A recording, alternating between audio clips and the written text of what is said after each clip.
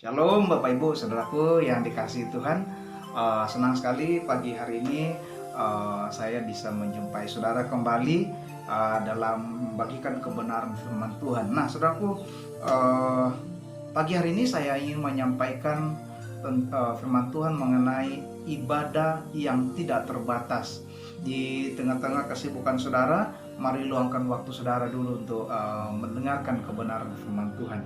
Nah saudara yang terkasih, mungkin ada dari antara kita berkata, aduh kita sudah lama tidak ibadah di gereja, rasanya saya tidak srek kalau tidak kumpul sama-sama, rasanya kalau kita tidak ibadah di gereja kayak tidak sah ibadah saya, atau kita berpikir lain rasanya kalau tidak di gedung gereja ibadah. Nah saudaraku, apakah benar demikian sehingga kita mengatakan, waduh tidak sah ibadah saya, tidak srek saya ibadah. Nah saudaraku yang terkasih, ini yang perlu kita pahami bahwa ibadah kita sebenarnya adalah ibadah yang tidak dibatasi oleh apapun. Mengapa demikian? Nah saudaraku, saya ingin membacakan kebenaran firman Tuhan. Saudara boleh melihat juga di Alkitab saudara atau handphone saudara, di dalam Injil Yohanes pasal yang keempat ayat yang ke-20 sampai 24. Dikatakan di sana, perempuan Samaria itu berkata seperti ini, nenek moyang kami menyembah di atas gunung ini, tetapi kamu katakan bahwa Yerusalemlah tempat orang menyembah. Jadi konsep perempuan Samaria ini berkata seperti ini, bahwa kami orang Samaria, ibadah kami atau penyembahan kami nenek moyang kami itu menyembah di atas gunung. Tetapi kamu orang Yerusalem berkata, wah kami harus sumpah ibadah harus di Yerusalem. Nah saudaraku, respon Tuhan Yesus berkata seperti ini. Kata Yesus kepadanya, percayalah kepadaku, hai perempuan, saatnya akan tiba bahwa kamu akan menyembah Bapa bukan di gunung ini dan bukan juga di Yerusalem. Mengapa Yesus berkata demikian, bahwa bukan di atas gunung, bukan di Yerusalem? Karena perempuan ini punya konsep bahwa ibadahnya itu harus sah ketika ada di atas gunung, bahwa mereka harus ibadah ketika sah ketika di Yerusalem. Nah, orang yang berpikir demikian, Yesus datang untuk membongkar pemahaman atau konsep seperti ini dengan pernyataan bahwa akan tiba saatnya bukan lagi di Yerusalem, bukan lagi di atas gunung. Dikatakan di ayat yang ayat 23, dikatakan, tetapi saatnya akan datang dan sudah tiba sekarang bahwa penyembah-penyembah benar akan menyembah Bapa dalam roh dan kebenaran. Sebab Bapa menghendaki penyembah-penyembah demikian. Nah, saudaraku, di sini dikatakan Yesus mengatakan bahwa sudah tiba saatnya sekarang, bahwa orang yang menyembah Bapa bukan lagi menyembah di atas gunung, bukan lagi menyembah di Yerusalem, atau dengan kata kasar saya bahwa bukan lagi di satu gedung tertentu, bukan tidak dibatasi hanya di dalam satu gedung mewah, atau ketika kita berkumpul bersama-sama di satu gedung gereja berkatakan inilah ibadah yang sejati, inilah ibadah yang sesungguhnya.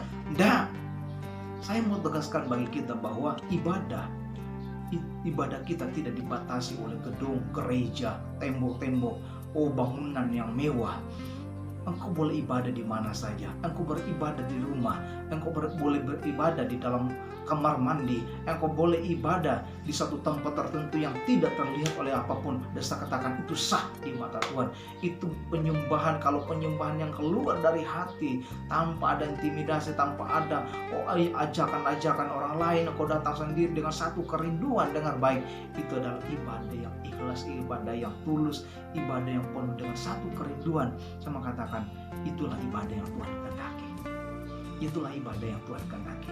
Karena itu saudaraku yang terkasih, bahwa jangan merasa kecil hati, merasa tidak sah, merasa tidak nyaman, merasa tidak srek ibadah ketika kita tidak berkumpul di gedung gereja. Tuhan tidak datang membangunkan gedung gereja, saudaraku. Tuhan datang mencari penyembah-penyembah, menyembah di Bapa di dalam roh dan kebenaran. Nah, apa yang dikatakan di ayat yang ke-24, dikatakan di sana Allah itu roh, dan barang siapa menyembah Dia harus menyembahnya dalam roh dan kebenaran.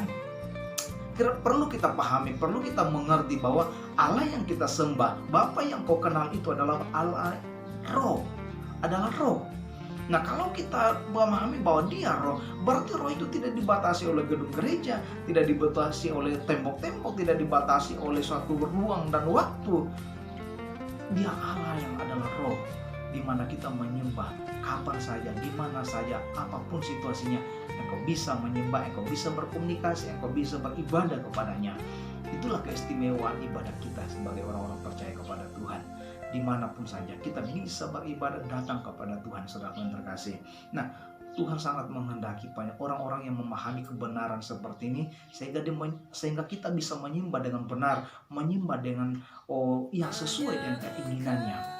Jadi pesan saya bahwa waktu engkau datang ibadah kepada Tuhan, entah engkau di rumah, entah engkau di tempat pekerjaan, tanpa ada orang yang mengajakmu, tanpa ada orang yang mendorongmu, engkau datang sendiri dengan satu kerinduan, engkau datang sendiri dengan satu hati yang tulus. Dengar baik, itulah yang Tuhan kehendaki, ibadah yang Tuhan kehendaki.